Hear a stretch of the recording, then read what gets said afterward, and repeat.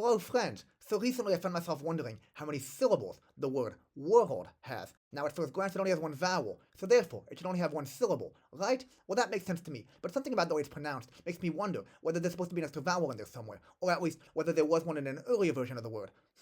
Perhaps the word's origin story can provide some insight here? Let's have a look. It seems that, indeed, originally, world not only had two syllables, it was two completely separate words, which, over time, were combined into one. Our modern word comes from the Middle English world, and the Old English world, and already here you can start to see the word's multisyllabic past, and beyond Old English, you get Proto-West Germanic, and before that, Proto-Germanic, the ancestor of all Germanic languages, and that's where things start getting interesting. The concept of world that we know nowadays was in the days of Proto-Germanic pronounced wereldes.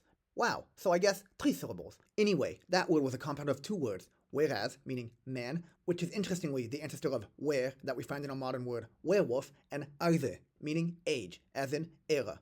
And unlike whereas, Alze doesn't have any descendants in modern English. But you can still recognize traces of it in, for example, the Icelandic word ut, which has a similar meaning. So, anyway, when we separate world into its 2 original components, we see that it originally meant age of man, as in the entire period of history during which humans have inhabited the domain of mankind, so to speak, also known as planet Earth, of course. And the Germanic tribes who used this term world saw it as akin to Midgard, that is, the middle enclosure, which was quite literally a central part of their cosmology. Midgard was one of the 9 realms of Norse mythology, and it was, as its name suggests, right in the middle, between Asgard, the domain of the gods, and Helheim, the underworld. So it was basically that middle layer in the Old Norse universe where the humans lived, or in other words, the world. And so over time, different Germanic tribes adopted their own word for world, and the word spread all over the world, so to speak, to a number of modern Germanic languages, including, among many others, German, Dutch, Swedish, and of course, English. So, 2 syllables and 1 word together make one world, which in its most literal sense is not only a place, but also a time. It's true, all of us, all genders, and all ages,